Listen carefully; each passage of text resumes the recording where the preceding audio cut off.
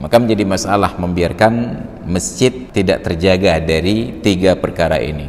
Yang pertama majanin, yang kedua bahaim, dan yang ketiga sibyan, orang gila, binatang, dan anak kecil. Dan makruh memasukkan anak-anak kecil yang tidak dapat membedakan masjid dengan tempat yang lain. Terkait anak kecil ini ditambah keterangan min ghairi hajatin maqsudatin, tanpa ada sebuah hajat tertentu. Dan yang paling penting, sahabat Perkusi Aceh, 10% dari hasil penjualan kaos dakwah ini akan kita bagikan kepada sahabat-sahabat kita yang kurang mampu di luar sana. Ilmu tanyo benar, amai tanyo benar, kure tanyo benar, ngak selamat dunia akhirat. Bismillahirrahmanirrahim. Assalamualaikum warahmatullahi wabarakatuh. Alhamdulillahi wa kafa, wassalatu wassalamu ala nabiyyina Muhammadinil Mustafa, arsalahullahu basyiran wa nadhira wa da'iyan ilallahi biiznihi wa sirajan munira. Wa qala Allah ta'ala fil Qur'anil azim, innama ya'muru masajidallahi man amana billahi wal yawmil akhir wa aqama as-salata wa ata az-zakata wa lam yakhsha illa Allah fa'asa ulaika ay yakunu minal muhtadin. Sadaqallahul azim wa ballagha rasuluhul karim wa nahnu ala dhalika minasyahidin wa syakirin walhamdulillahi rabbil alamin. Wa ba'du. Hadirin dan hadirat jamaah salat maghrib, salat isya, dan pengajian yang dimuliakan Allah, kita sudah berada di 13 hari bulan Rajab 1443 Hijriah. Bagi yang ingin menyemarakkan bulan haram ini dengan ibadah puasa, maka ada rangkaian ibadah yang berlanjut sejak dari siang tadi, bertepatan hari sunat hari Senin, berlanjut dengan besok 13, 14, 15 itu adalah ayyamul bid, puasa hari-hari putih. Bukan puasa Rajab, tetapi puasa sunat sebagaimana di bulan-bulan yang lain yang bertepatan waktunya itu dengan di bulan Rajab. Namun pahala ibadat sebesar apapun menjadi tidak bermakna apabila berlumuran dengan kemaksiatan. Maka di dalam Islam, meninggalkan maksiat jauh lebih utama daripada mengerjakan berbagai aktivitas ibadah. Ibadah hanya perlu dijaga sebatas tidak berdosa saja. Sedangkan dosa memang sudah jelas wajib untuk ditinggalkan. Maka Nabi menyatakan, idza amartukum bi syai'in fa'tu minhu mastata'tum, apabila aku suruh kalian mengerjakan sesuatu, lakukan sebatas yang kalian mampu. Wa idza nahaitukum an syai'in, tapi apabila aku melarang dari mengerjakan sesuatu, fantahu, maka berhentilah.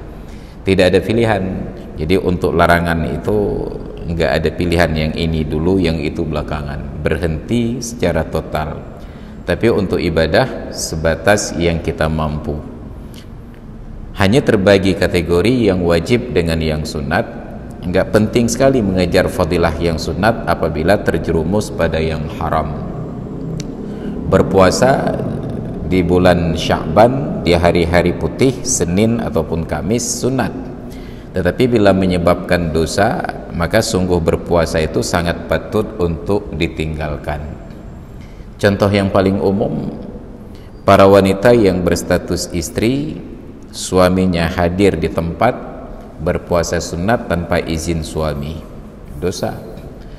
Atau kita secara umum, laki-laki dan perempuan diundang pada sebuah walimah kenduri yang dihidangkan makanan, memuliakan tuan rumah tersebut adalah sunnat, memenuhi undangan itu hukumnya wajib.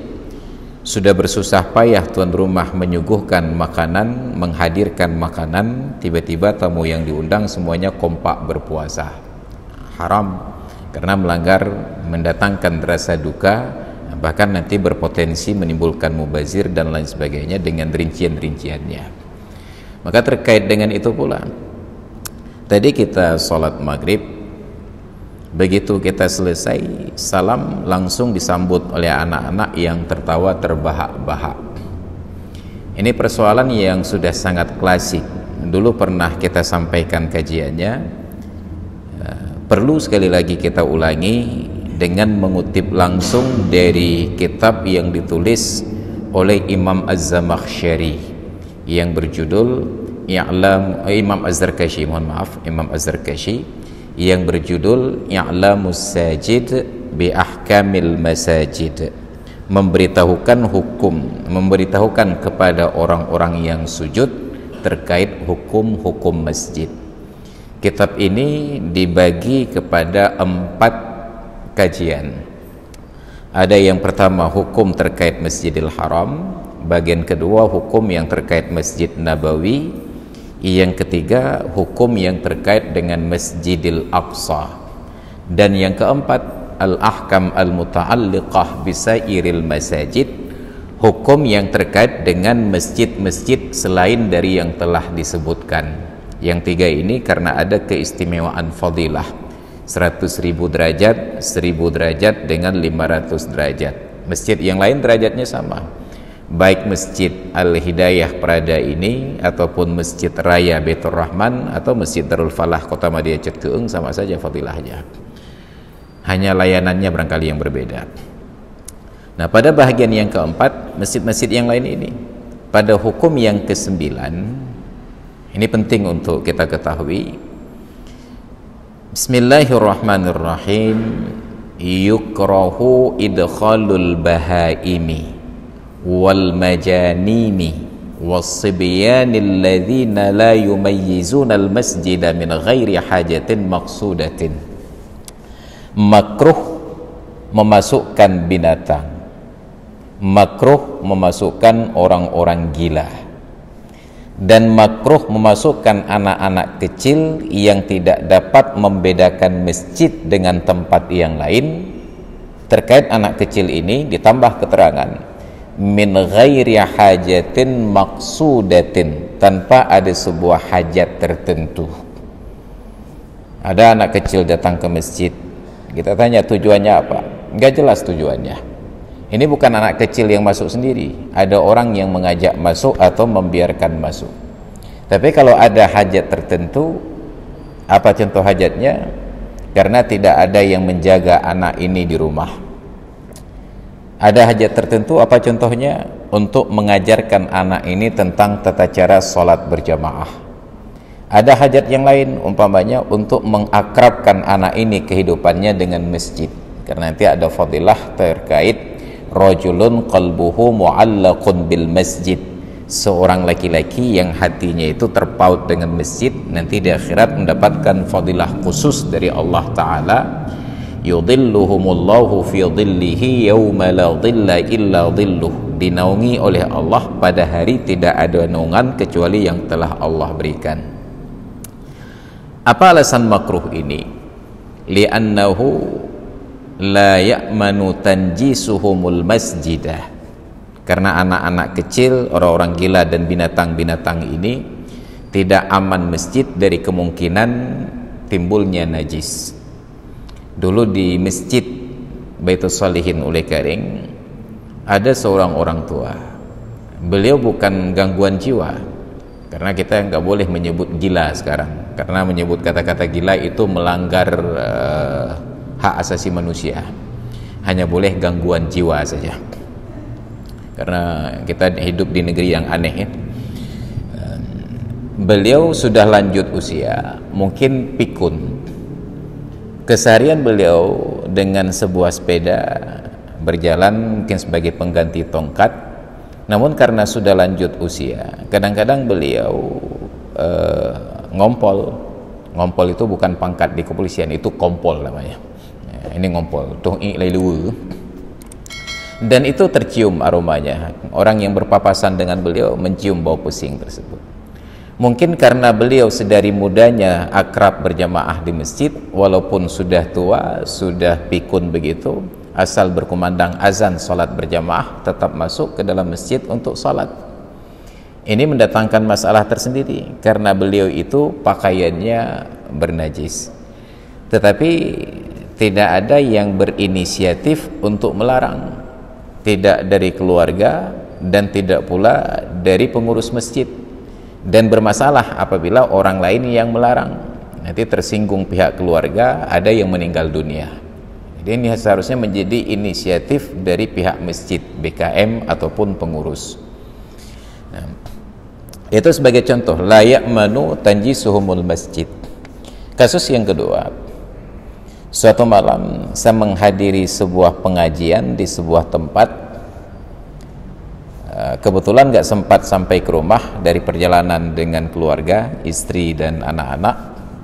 Jadi saya masuk ke dalam masjid, saya parkirkan mobil pada pintu belakang masjid tempat jemaah perempuan masuk. Begitu selesai dalam perjalanan pulang, istri saya bercerita bahwa ada jemaah ibu-ibu yang mengajak anak kecil, mungkin dalam perjalanan juga singgah. Jadi anak kecil ini pakai popok, pampers itu sebenarnya merek dari popok. Ada diapers, pampers dan lain sebagainya. Sudah dibuka baju dan celana, ada keran air di bagian belakang tempat cuci kaki. Anak ini bermain-main di air tersebut, basah badannya berikut dengan popoknya. Ketika ibunya masuk ke dalam masjid, ditinggalkan anak di tempat tersebut dengan kakak-kakaknya. Tiba-tiba anak ini, kata istri saya, juga berjalan masuk ke dalam masjid dan air dari popoknya itu bercucuran di lantai masjid. Ibunya keluar lagi, menyeret anaknya keluar, tapi tidak memberitahukan kepada panitia masjid dan tidak pula bertindak untuk mensucikan bahagian lantai yang sudah ternodai dengan najis yang menetes dari popok anaknya tadi. Itu contoh masalah yang kita hadapi terkait dengan anak kecil yang membawa najis ke dalam masjid, orang tua yang membawa najis ke dalam masjid, orang yang gila yang membawa najis ke dalam masjid, apalagi binatang. Binatang itu memang nggak pernah cebok. Jangankan cebok, bahkan kucing saja. Kucing itu setiap kali berhenti di karpet, tidur-tiduran, golek-golek di karpet, bulunya itu lepas. Bulu dari binatang yang tidak dimakan dagingnya itu adalah najis. Maka bulu kucing yang lepas itu adalah najis. Jadi karpet terbentang begini, kucing jungkir balik di sini, latihan salto, bela diri dan lain sebagainya, mungkin kungfu, karate, taekwondo. Nempellah bulu-bulunya itu di karpet. Kalau terlihat secara kasat mata tanpa perlu memicingkan mata, tanpa perlu menyetel sudut fokusnya, terlihat, maka itu najis yang tidak dimaafkan, wajib digeretuk dulu. Geretuk apa bahasa Indonesia ya?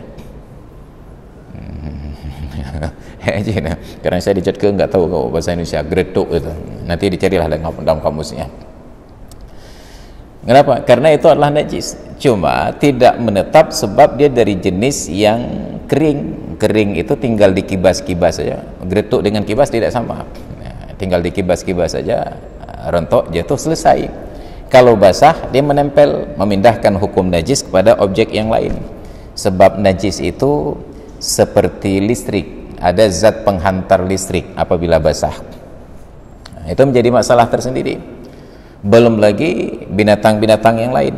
Maka menjadi masalah membiarkan masjid tidak terjaga dari tiga perkara ini. Yang pertama majanin, yang kedua bahaim, dan yang ketiga sibyan, orang gila, binatang dan anak kecil.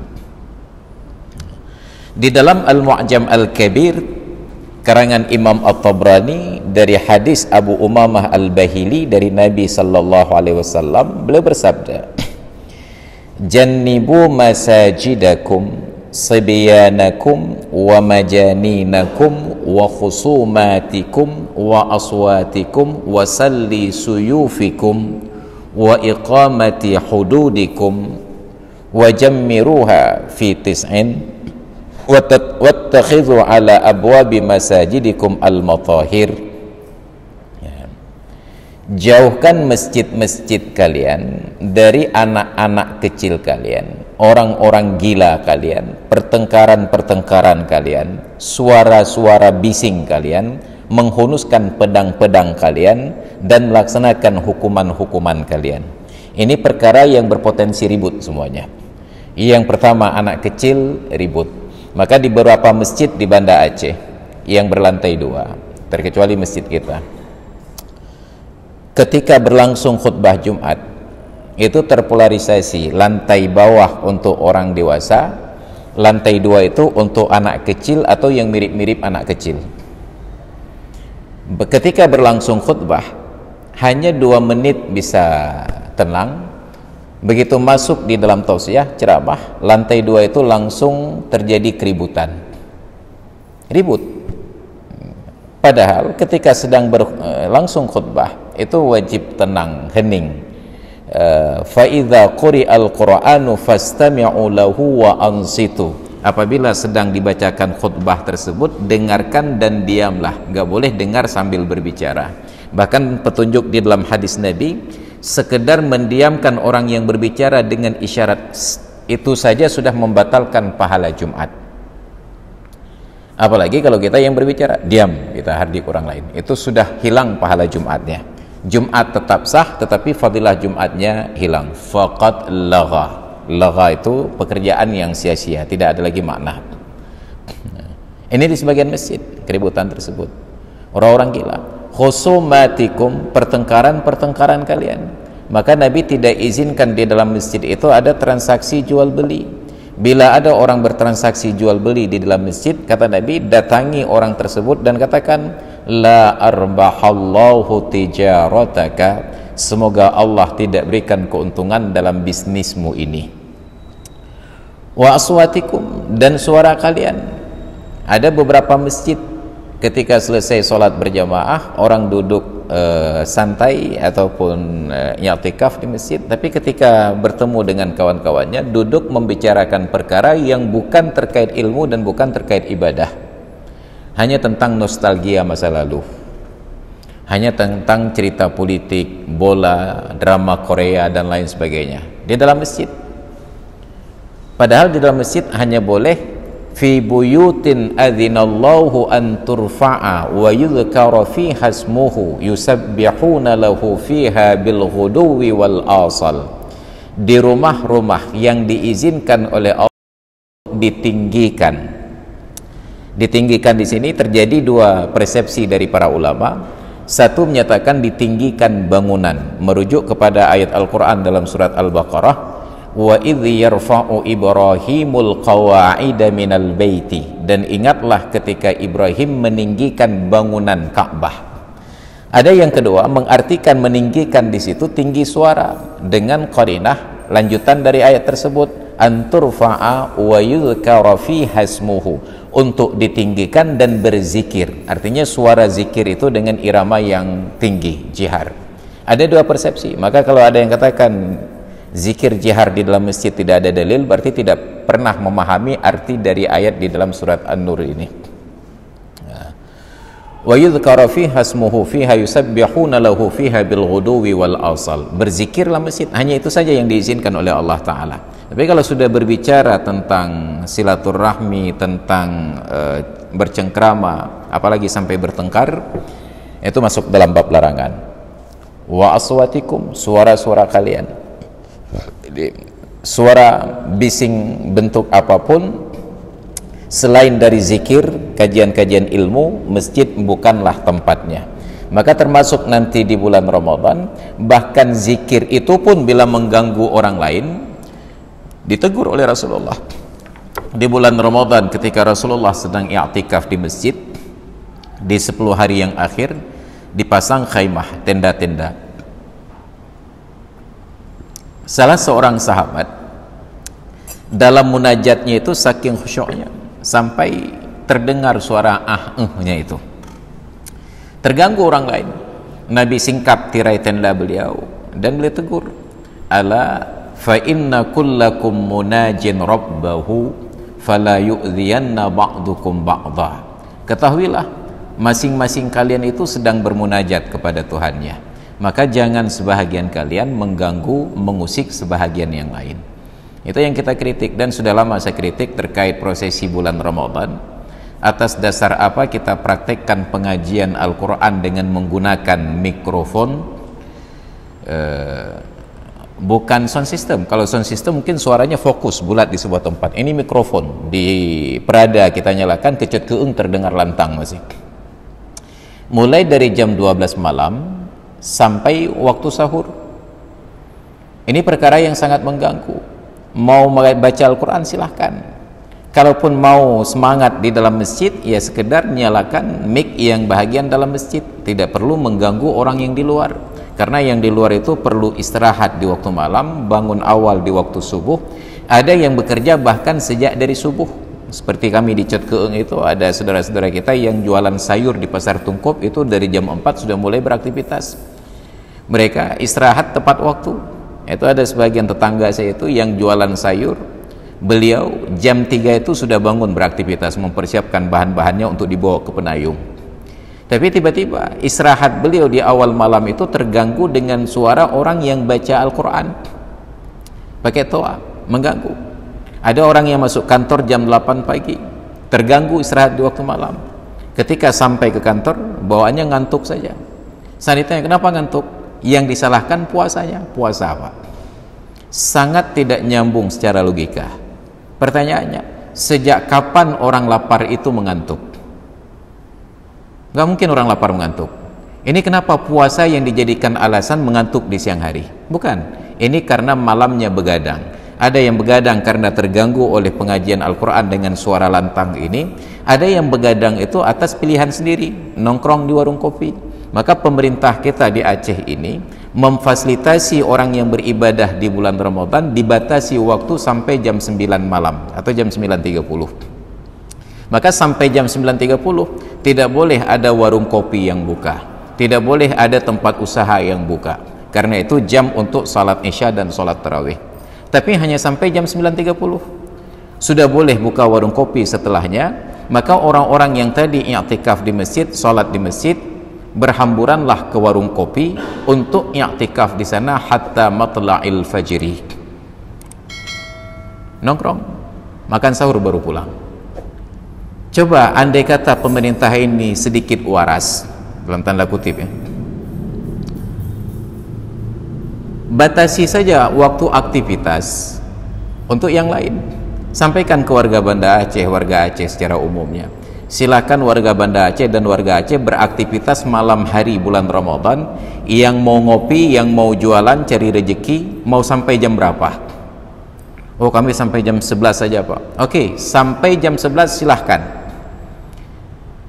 Dari sejak buka puasa, buka warung sampai jam 11 malam. Tapi jam 11 yang buka warung kopi tutup, yang jualan tutup, semua aktivitas di luar rumah tutup. Pilihannya tinggal dua. Yang mau istirahat pulang ke rumah, yang mau ibadat silahkan ke masjid.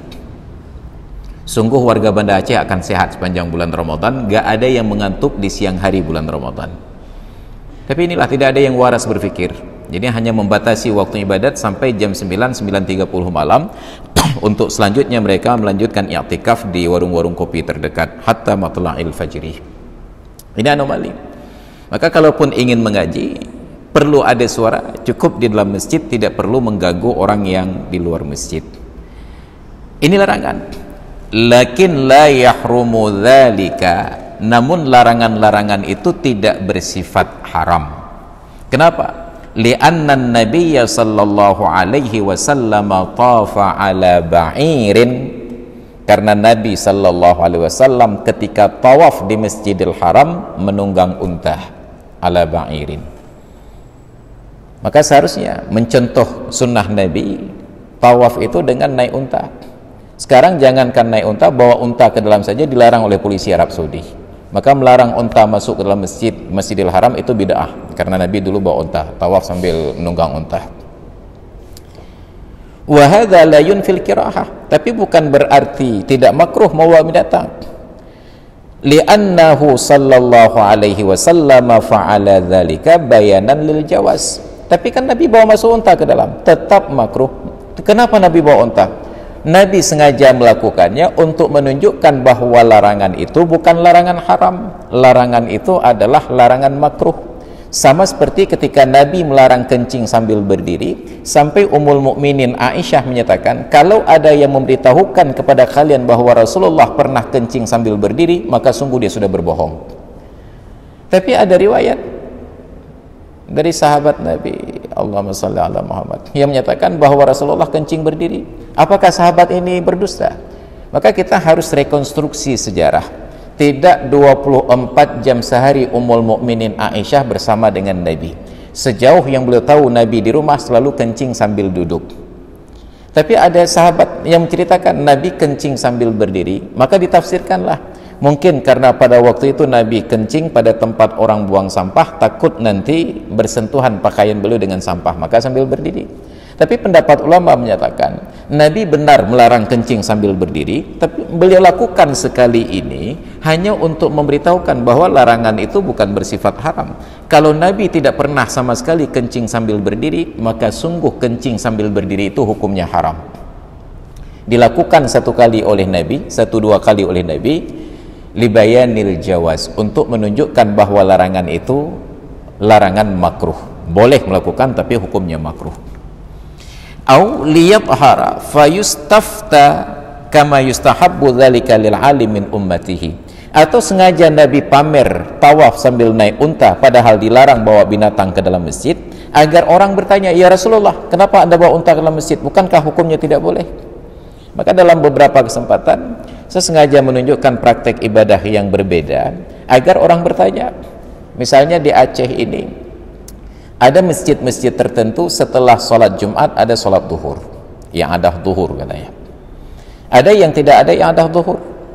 Nah, kesenangan saya adalah di tempat yang ramai peserta i'adah duhur, saya tidak melakukan. Sengaja keluar dari kerumunan, dan di tempat yang sedikit pelakunya, saya ikut terlibat. Apa tujuannya? Agar orang bertanya. Di tempat yang ramai melakukan sholat duhur setelah Jumat, saya berhenti tidak melakukan, agar orang bertanya, Ustaz, kenapa tidak sholat duhur setelah Jumat? Di tempat yang sedikit pelakunya, sengaja saya lakukan terang-terangan, bahkan menjadi imam, agar yang tidak melakukan bertanya, Ustaz, kenapa sholat duhur setelah Jumat? Tapi ternyata di dua-dua tempat mereka tidak bertanya, hanya mengambil kesimpulan saja. Ustadznya kemlain. Di tempat yang sholat duhur setelah Jumat identik dengan aswaja, katanya, saya dituduh Wahabi. Nah, di tempat yang sedikit pelaksanaan salat duhur setelah Jumat, saya dituduh aswajah. Nah, makanya saya bawa mazhab baru namanya aswabi, semi aswajah dan semi wahabi. Nabi sengaja melakukan yang berbeda untuk membuka ruang kepada orang yang ingin tahu untuk melanjutkan dengan pertanyaan. Ada alasan bertanya karena melihat perbedaan, dan itu dilakukan oleh orang-orang alim dari umat ini. Nah, sekalipun demikian, telah meriwayatkan oleh Imam Bukhari dari Ibnu Umar, beliau berkata, kanatil kilabu tuqbalu wa tudbaru fil masjid. Dulu anjing-anjing itu mondar-mandir di dalam masjid.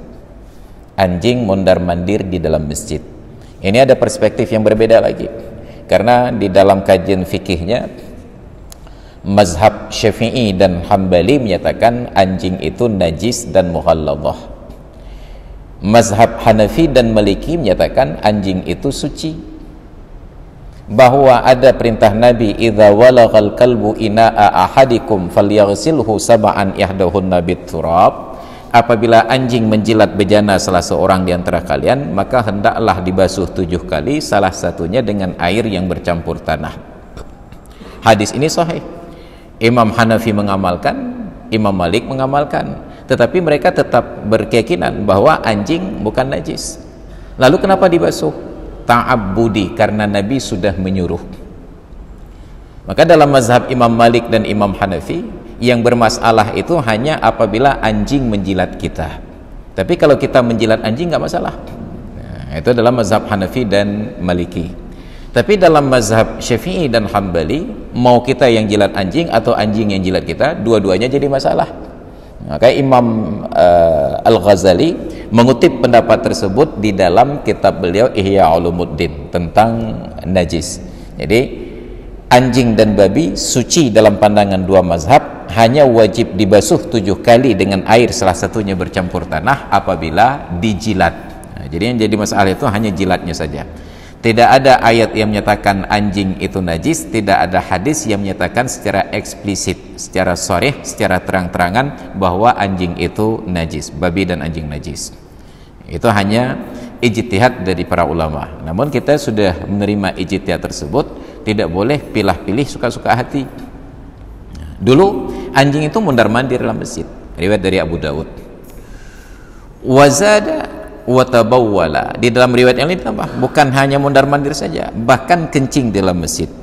Wa dzakara annahu waqa'a fi ba'dhi nusakhil Bukhari aidan, dan disebutkan bahwa rasanya riwayat Abu Daud itu juga terdapat di sebagian nuskah catatan Imam Bukhari. Wa atlaqal an-Nawawi fi ar-Rawdah al-man'a min dukhulis sibyan wal majanin al-masjidah. Sedangkan Imam Nawawi menetapkan dalam kitab Ar-Rawdah, salah satu karangan Imam An-Nawawi, larangan masuknya, bukan memasukkan, larangan masuknya anak kecil dan orang gila ke dalam masjid. Wa huwa fil majadini zahirun. Larangan itu pada orang-orang gila lebih nyata lagi. Idza jifa minhu talwisuhu, idza khifa minhu talwisuhu, apabila ada kekhawatiran bahwa orang gila itu akan mengotori masjid. Amma ma'al amni wat tamyizi fala. Tapi apabila aman dari proses melumuri masjid, mengotori masjid dengan najis, tidak masalah. Maka ketika beberapa waktu yang lalu sebelum Covid, saya diundang pengajian di musalla di komplek rumah sakit jiwa di Jalan Kakap Ujung itu di lantai 2. Luar biasanya lebih ramai yang pakai seragam hijau-hijau itu daripada yang putih-putih. Bayangkan, orang sakit jiwa ini sebenarnya hampir masuk kategori tidak wajib sholat, tapi lebih ramai mereka yang sholat daripada pegawainya yang pakai baju putih. Itu pula hebatnya mereka. Dan pertanyaannya itu gila-gila sekali, luar biasa. Ini pertanyaan dari mereka. Maka kita kagum, bahkan dalam kekurang warasan mereka masih ingat kepada Tuhannya, daripada kita yang waras-waras ini lupa pada Tuhannya. Jadi kalau mereka sudah paham tentang adab-adab ini, nggak masalah. Dulu saya punya seorang kerabat di Cetkeeng, beliau sudah berpulang ke rahmatullah, kecelakaan tabrak lari kayaknya di daerah seputar Lamnyong itu. Ketika sedang kumat gangguan jiwanya, beliau malah makin rajin beribadah. Kalau sedang menginap di pesantren Babun Najah dulu, itu paling mengkhawatirkan kalau sedang kumat. Jam-jam 3 beliau kumandangkan azan. Kenapa? Ternyata kurang waras beliau, malah makin mendekatkan beliau ke akhirat. Pernah satu kali saya terjebak dengan beliau di Masjid Baitus Salihin Oleh Karing, keluar dari sholat duhur, ketemu di tangga masjid, saya tanya, mau kemana? Apa jawaban beliau? Ke akhirat, katanya. Bayangkan di depan orang ramai dijawab ke akhirat, makan lagi mi keung. Saya perdalam lagi pertanyaan, nyojino hok neja wa akhirat. 3 kali seulang, 3 kali jawabannya ke akhirat. Luar biasa beliau itu. Wa qala fi syarhi Muslim, di dalam kitab Rawdah, Imam Nawawi katakan tidak boleh masuk anak kecil ke dalam masjid. Tapi ketika beliau nyatakan dalam kitab syarah Sahih Muslim, berbeda lagi. Yajuzu idkhalus sabiyyi al masjidah, boleh memasukkan anak kecil ke dalam masjid. Wa in kana al aula fihi tanzihul masjidi amman la yu'manu minhu hadasun, sekalipun yang lebih utama membersihkan masjid dari orang-orang yang berpotensi untuk mengotorinya, boleh, tetapi lebih baik jangan. Maka di dalam sahih tersebut bahwa Nabi sallallahu alaihi wasallam kana yusalli, sering terlihat beliau salat menjadi imam, wa huwa hamilu umamata, sedangkan beliau menggendong Umamah. Umamah itu cucu sulung Nabi, putri dari Zainab binti Muhammad dengan suaminya Abul As bin Rabi', Umamah binti Abil As bin Rabi'. Jadi karena praktek Nabi menggendong cucu ke masjid, maka berubahlah dari hukum larangan haram kepada larangan makruh, dan bersyarat boleh bawa anak kecil ke masjid tetapi di dalam pantauan orang tuanya, bukan datang sendiri mewakili orang tuanya. Nah, ini saya perhatikan tadi kayaknya yang datang itu yang ribut-ribut itu anak-anak yang mewakili orang tuanya. Kayah ngan mak kayah aja apa kujak kayah.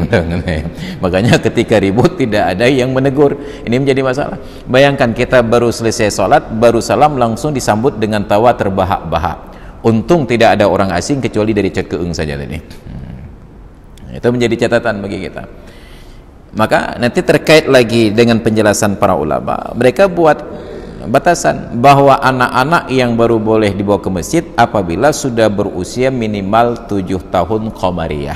Karena yang usia 7 tahun itu sudah ada perintah di dalam Islam untuk diajarkan salat. Muru sibyanakum bis salah wa hum abna'u sab'in wadribuhum 'alaiha wa hum abna'u 'ishrin wa farriqu bainahum fil madaji'. Suruh anak-anak kalian mengerjakan salat ketika berusia 7 tahun. Dari 7 tahun, 8 tahun, 9 tahun sudah dibiasakan untuk salat.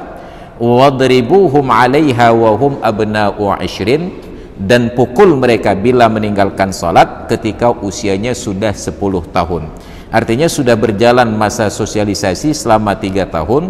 Kalau sudah 3 tahun salat tetap terjaga, maka itu sudah menjadi sebuah tabiat, habit kata orang kampung saya, sudah kebiasaan, sulit untuk meninggalkan. Jadi kalau dia tinggalkan, fadribuhum, terjemahan harfiahnya pukul mereka. Walaupun daraba itu di dalam bahasa Arab mempunyai beberapa arti, karena itu kalimat mushtarak. Ada daraba dengan arti berjalan, maka nanti ada ayat Al-Quran yang menyatakan ya ayyuhalladzina amanu idza darabtum fil ardi, wahai orang-orang yang beriman apabila kalian berjalan-jalan di muka bumi, fala junaha alaikum an taqsuru minas shalah, tidak mengapa kalian qasar salat. Nanti ada ayat wa daraballahu mathalan lil ladzina amanu, dan Allah membuat contoh, itu juga arti kata daraba. Daraba juga berarti perkalian dalam matematika berbahasa Arab. Oke lah, kita ambil makna pukul. Cuma masalahnya sekarang dilarang memukul karena pemerintah kita tidak paham beda antara kekerasan dengan kejahatan. Jadi guru tidak boleh pukul murid, orang tua tidak boleh pukul anak. Padahal pukul itu bahagian dari disiplin di dalam pendidikan. Mereka larang pukul orang tua ke anak, mereka larang pukul guru kepada murid. Padahal pemerintah sendiri mengizinkan kekerasan di dalam pendidikan militer. Harusnya kalau dilarang ya semuanya dilarang. Itu menunjukkan bahwa kekerasan adalah bahagian dari pendidikan untuk menanamkan disiplin. Yang tidak boleh itu kejahatan. Di mana beda kekerasan dengan kejahatan? Kejahatan adalah melakukan kekerasan kepada orang yang tidak patut dengan alasan yang tidak dibenarkan. Tapi bahwa dia melakukan pelanggaran dan hukumannya kekerasan, ya tetap. Makanya ada hukuman cambuk, itu kekerasan, tapi bukan kejahatan, karena yang dihukum terukur, terstruktur, dan orang yang sudah diponis. Kalau memang tidak boleh ada kekerasan, maka tidak boleh ada penjara, itu kekerasan semua. Tidak boleh ada militer dan polisi. Bayangkan, bahkan pemerintah kita harus diajarkan berbahasa Indonesia dengan baik dan benar. Ini persoalan kita. Maka ada pukulan, tapi diajarkan oleh Nabi darban ghaira mubarrih, dengan pukulan yang tidak menimbulkan luka, hanya sekedar untuk menunjukkan ketidaksukaan orang tua atau gurunya atas perilaku tersebut. Itu pun diberikan petunjuk, nggak boleh di wajah dan tidak boleh pada bahagian badan yang terlihat pada penampilan sehari-hari, di lengan, di muka. Kenapa? Andai kata terjadi cacat tanpa sengaja, sungguh tertutup oleh pakaian. Kalau pada muka tidak bisa ditutup dengan pakaian kecuali akhir-akhir ini dengan menggunakan masker. Nah, maka dilaranglah membawa anak kecil ke masjid. Itu sebuah persoalan terkait dengan masjid. Jadi mudah-mudahan itu menjadi catatan dan perhatian kita. Bagi sebagian kita yang mengajak anak-anak ke masjid, ajarkan mereka tentang adab-adab masjid. Jangan ribut di masjid, dan usahakan yang usianya 7 tahun ke atas. Boleh 7 tahun ke bawah, tapi pastikan bahwa mereka di dalam pengawasan orang tuanya.